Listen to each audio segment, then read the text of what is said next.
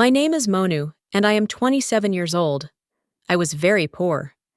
Ever since I got married, strange men started visiting our house. It was because my wife had a certain paper, which, when given, would secure a job for the person. I was surprised because I worked as a laborer all day long, yet my wife never helped me get a job. Angry and frustrated, I decided to divorce my wife. One night, when I went to the cupboard to get the divorce papers, I came across a file that left me stunned. My wife turned out to be someone completely different than I had imagined. The day of my wedding felt like the fulfillment of a dream that every parent has for their child. The girl who was about to become my bride was someone I had never seen before. After all, people as poor as us don't have the privilege to meet their bride beforehand. We just consider ourselves lucky and move forward. My wedding was not grand, but it was respectable. I had no idea what the girl would be like or how she would look. These thoughts were running through my mind as I sat with my friends outside. They teased me, saying, "Brother, you've hit the jackpot. Your wife is stunning." My heart was filled with joy. Could it be true? Was my wife really that beautiful? Soon, my mother called out, "Son, come home now. Your bride is waiting for you." I told my friends to leave and went inside. When I entered the room, my bride was sitting there with her face covered by a veil. Step by step, I walked toward her, my heart pounding. Gently, I lifted her veil, and she was nothing less than the moon itself, twice as beautiful as my friends had described. I had never imagined that my luck could be so good. Lost in these thoughts, my gaze fell on her hands, where she was holding some papers. Surprised, I asked her what they were. She replied, "These are papers my mother gave me when I was a child. They are the last memory I have of her." I quickly changed the topic because I didn't want her to feel I was a suspicious kind of man, especially not on our first night. We ate dinner, talked a lot, and then went to sleep. But that paper stayed in the back of my mind. The next morning, I went to work as usual. Being poor, skipping even a single day of work would make it hard to afford 2 meals. In the evening, when I returned home, I sensed something strange in the atmosphere. It felt like many people had been to the house. A strange smell lingered all around. I asked my wife about it, and her face turned pale. She hesitantly replied, "No, no one came here." I looked around the house, but couldn't find my parents. When I asked her about them, she told me, 2 hours after you left, they went to another city because your grandmother's health suddenly deteriorated. They asked me to inform you once you returned." I washed my face, ate the food my wife served, and we went to sleep. Even while sleeping, the same thoughts were running through my mind. But I didn't let them weigh too heavily on me, because my wife's behavior towards me had always been very good. And even if I wanted to doubt her, how could I? I had no evidence. On what grounds could I accuse her of wrongdoing? Thinking about this, I didn't even realize when I fell asleep. Morning came, and as I left the house for work, the woman from the neighboring house looked at me in a strange way. She stared at me from head to toe with piercing eyes. I tried to shake it off and not pay much attention, but as soon as I turned into the alley, another woman from the neighborhood was looking at me oddly too. They all seemed to be looking at me as if I had committed a terrible sin. I couldn't understand why they were acting this way, because nothing like this had ever happened before. I quickened my pace and went to work since I was already running late. Exhausted from the day's work, I came home and lay down on the bed. My wife was sitting in front of me, lost in thought, holding the same piece of paper she had on our wedding night. I called out to her once or twice, but she didn't respond. When I shook her by the shoulders, she was startled and stood up, asking, "When did you come home?" Her face was filled with sorrow, and she looked at me as if she was seeing me for the first time. I held her by the shoulders, made her sit on the bed, and asked if something was wrong. For 20 to 25 minutes, she remained silent. Then she said, "I miss my mother a lot because this piece of paper reminds me of her." We were in the middle of this conversation when our neighbor suddenly entered our house. She was known for keeping tabs on the entire neighborhood. As soon as she came in, my wife got up and went inside the room. The neighbor kept staring at her in a strange way and then said to me, "Son, you leave your young wife alone at home and go to work. You should be more careful. You don't have parents, and when you're gone, you don't even know what your wife is doing." Hearing this, I was filled with anger because she was accusing my wife of wrongdoing. She was implying that my wife was unfaithful, but I couldn't say anything to her because she was older than me, and if I did, it would only tarnish my wife's reputation. After saying a few more things, she left. Once she was gone, my wife came out of the room and sat next to me. She served me food, I ate, and then lay down on the bed. The way the neighborhood women had been looking at me, and then this neighbor's words were filling me with doubt. Was it possible that my wife wasn't a good person? Could it be true that when I wasn't home, she invited strange men into the house? The next morning, I left for work without eating because I didn't feel like eating.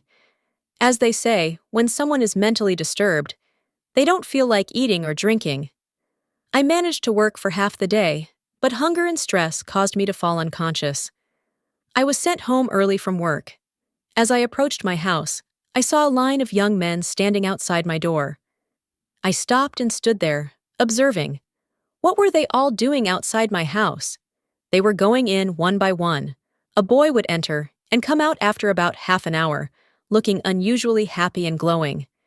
I couldn't understand what was going on. It felt like my world was collapsing.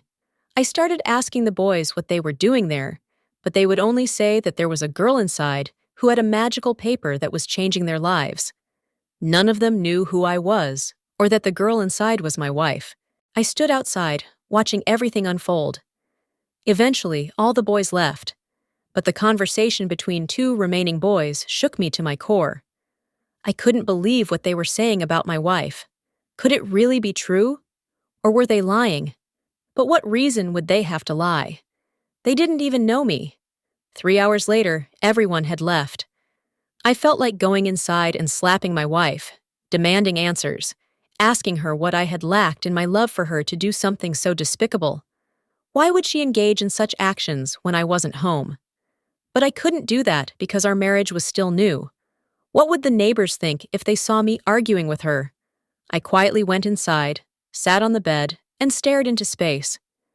My mind was flooded with 1,000 questions. But how could I ask them to my wife? If I told my wife that she does wrong things behind my back after I leave, she could have even left me. After all, we had just recently gotten married, and questioning my wife like this wasn't right. But what else could I do? I was deeply troubled. I was sitting lost in these thoughts when I heard my wife's voice. "Here, drink some water. I've been standing for so long." I took the glass of water, drank it, and lay down. My wife sat beside me, placed her hand on my forehead, and said, "Do you have a fever? You seem unwell." I stared at her with wide eyes, wondering whether to believe her innocent face or the things I had seen with my own eyes and the things I had heard from the boys. I was confused. She brought me food and lovingly said, "Look, I've made okra today. It's your favorite, isn't it?" I curtly replied, "I'm not hungry. I don't feel like eating anything. I'll eat later." As soon as I said that, my wife forcefully started feeding me with her own hands and said, "How can you not eat? Take care of your health. You work all day, and if you don't eat, you'll fall ill." She was feeding me with her hands, and I kept looking intently at her face. I couldn't believe it. I had never imagined that she could be such a deceitful woman, acting one way in front of me and another behind my back. But seeing the innocence on her face, I couldn't believe she would do such a thing. I ate the food she offered, but I wasn't convinced. Deep down, I still harbored a spark of doubt. I began devising a plan to catch her red-handed, to uncover her secret. An idea struck me. I wouldn't go to work the next morning. I'd stay home all day and see if those boys came to my house or not. Morning came, and I deliberately stayed in bed. My wife woke up, bathed, and began her prayers. Watching her pray, I wondered how she could do such things. She seemed like such a virtuous woman, fasting and praying. Why would she do something like this? But then again, what I had seen with my own eyes wasn't a lie. I had seen a boy spend 30 minutes inside the house and then leave. And the way that neighbor came over and made sarcastic remarks wasn't right either. My mind was racing with thoughts. My head felt heavy, and it seemed like my brain would explode. As soon as my wife finished her prayers, I closed my eyes and pretended to sleep. She came to me and called out, "Get up and have breakfast. Don't you have to go to work? You're getting late." I continued to ignore her calls and kept my eyes closed. After calling me 2 or 3 times without any response, she came closer, gently shook my hand, and tried to wake me up. Finally, I sat up. Just then, my phone rang. It was on the charger, so my wife quickly went inside, unplugged it, and brought it to me. I saw the number on the screen. It was my father. I spoke to my father for about 20 to 25 minutes. He asked about the situation at home and told me it would take a few more days for him to return because my grandmother's health had only slightly improved. After the call ended, my wife brought breakfast and urged me to eat quickly and head to work. I couldn't understand why she was behaving this way. I went to the washroom, washed my hands and face, and sat on the bed. Then, I told my wife, "I'm not going to work today. I've taken the day off." The moment I said this, the color drained from her face. She seemed uneasy and asked, "Why aren't you going to work?" I replied, "I thought we could go shopping today and buy some things for Diwali since it's coming up soon." I was making excuses to stay home and keep an eye on her. Besides, I had heard that mentioning shopping to any woman would make her excited beyond limits. But my wife was different. She said, "There's still a lot of time before Diwali. You should go to work. We're poor people. If we skip even one day of work, how will we eat?" Somehow, she managed to convince me to go to work. By now, my doubts had turned into certainty. I got ready to leave for work, and her face no longer showed any worry. She was back to being normal. As I stepped out of the house, I turned around and saw her standing there, holding a piece of paper and kissing it. She didn't realize I was watching her. That day, I made a promise to myself. I would confront her about every question that had been troubling me for days once I returned from work. As I walked through the street, I heard a young man talking loudly. "Yesterday, I got late and was at the end of the line. I couldn't get my turn.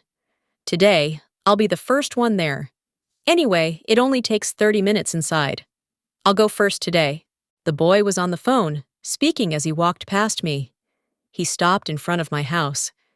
Hearing his words, my legs froze. I could have never imagined in my life that my wife would send me to work and then engage in such shameful acts with other men. I began to feel disgusted with her, filled with anger. I felt like throwing her out of the house right away, but I wanted to catch her red-handed. I turned back and sat at the shop in front of my house. The shopkeeper was my childhood friend, so I told him everything, and he supported me. In no time, a line of boys formed outside my house. One by one, they started going inside.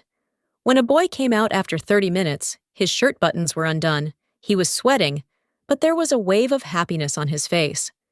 Seeing all this, I was fuming with anger.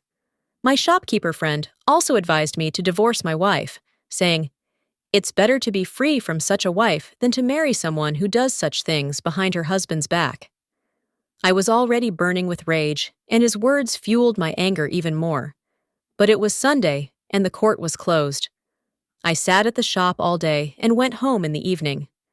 I had already eaten with my shopkeeper friend, so I neither had dinner nor let my wife know that I was aware of everything.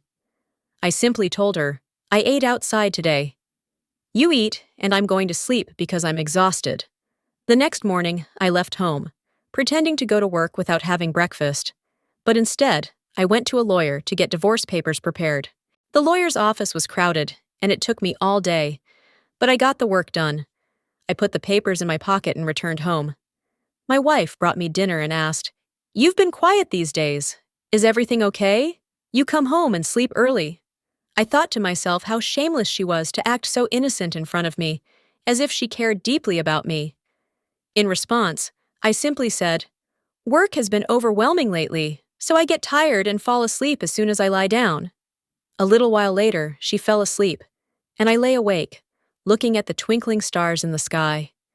Memories of my wedding day came flooding back. The day my wife came to my house as a bride for the first time. I had so many dreams of a peaceful life with her, but perhaps this was my fate. I pulled out the divorce papers from my pocket and kept looking at them, alternating between them and her face. Her hair, falling on her face, looked so beautiful. For a moment, I felt like tearing the divorce papers and forgetting everything, but a man with dignity cannot tolerate his wife having illicit relationships with other men. I got up from the bed and went to the cupboard to pick up the paper my wife had brought with her on our wedding night, which she always kept in front of her eyes. As I was about to close the cupboard after taking that paper, I noticed a file inside. Seeing it, I was puzzled because I had never seen that file before. I glanced outside to check if my wife was awake, but she was asleep. I went back inside, took out the file, and placed the divorce papers on top of it. A thought struck me to open the file and see what was inside. When I opened the file, my eyes widened in disbelief. I couldn't believe what I was reading. Was it real or a lie? I couldn't fathom that my wife could do such a thing. It was beyond my imagination. The file had an address written on it. I noted it down and put the file back in the cupboard to avoid arousing suspicion. My wife's new truth was now in front of me, and it was even more shocking than the previous one.